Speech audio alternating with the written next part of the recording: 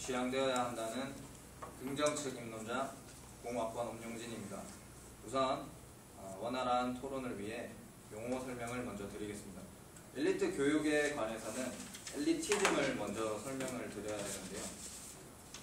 엘리티즘이란 소수의 엘리트가 사회나 국가를 지배하고 이끌어야 한다는 믿는 태도나 입장입니다.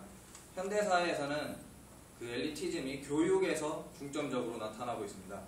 또한 지향해야 한다는 것은 지향의 반대적 개념으로 자제되거나 하지 말아야 한다는 것과는 조금 다른 개념입니다. 그 이유는 지향한다는 것은 더 높은 곳으로 올라가거나 더 나은 상황을 만들기 위해 자제한다는 뜻을 내포하고 있기 때문입니다. 우선 긍정 측 제 논거를 말씀드리기 전에 제 논점을 두 가지 말씀드리겠습니다. 첫 번째 논점으로 엘리트 교육은 학생들 간의 위화감을 조성시키고 이 위화감은 학생들의 학업 능력에 대한 방해를 일으킵니다. 또한 두 번째로 엘리트 교육은 효율적이지 않습니다. 그리고 이 엘리트 교육이 계속해서 지속될 시 심각한 문제가 발생할 가능성을 내포하고 있습니다. 이에 대한 저의 근거를 제시하겠습니다. 첫 번째로 엘리트 교육은 학생들 간 위화감을 조성합니다. 그에 대한 근거로 2003년 PISA에서 조사한 만 15세 이상 학생의 중심으로 설문조사에서 한국 학생들 70% 이상이 학교 수업은 지루하다고 응답을 했습니다. 이에 반대되는 입장으로 핀란드의 교육 이념이 한 사람의 납재생도 만들지 않겠다는 핀란드의 경우 70% 이상의 학생이 학교 공부는 재밌다고 응답을 했습니다. 이를 볼 때 위화감을 조성하지 않으면 학업 능률 또한 올라갈 수 있다는 충분한 가능성을 제기하고 있습니다. 또한 이 위화감은 학생들에게 낙인을 찍습니다. 엘리트 교육은 분반, 특목고, 영재교육으로 인한 학생들에게 우월하다, 나는 우월하다 혹은 나는 열등하다는 낙인을 찍을 수도 있습니다. 과연 학교 교육에서 혹은 학교 외 교육에서까지 이런 낙인을 찍는 엘리트 교육이 얼마나 학생들의 인성에 도움이 되고 학생들의 교육에 도움이 될지는 의문이라고 생각합니다. 물론 일반 평준화 교육이나 엘리트 교육 아닌 곳에서도 1등과 꼴찌는 발생하게 됩니다.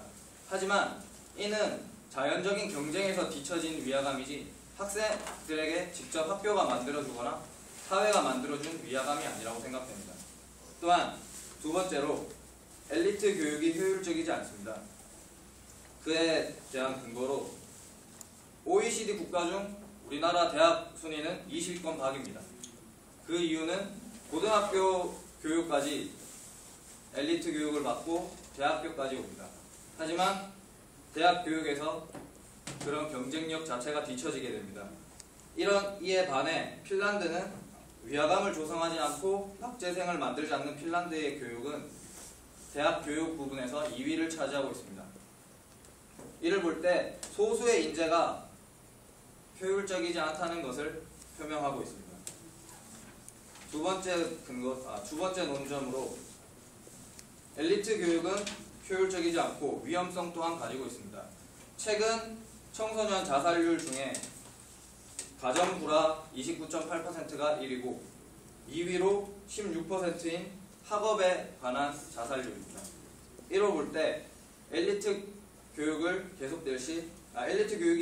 계속될 시 학생들의 자살률 또한 줄어들지 않을 거라고 생각합니다. 또한 교육에서의 빈부격차를 문제점으로 들 수 있습니다. 2001년부터 2006년까지 저희 나라 사교육비는 8조 원에서 16조 원으로 약 2배 증가했습니다. 이 통계는 한국은행 통계에서 나온 것입니다. 하지만 이 안에서 다시 살펴볼 때 상위 20%의 소득을 가진 자들은 사교육비가 20% 증가했고 하위 20%의 소득을 하는 이들은 20%의 사교육비가 감소했습니다. 이는 가진 자만이 더 많은 교육을 받을 수 있고 더 나은 교육을 받을 수 있다고 보입니다.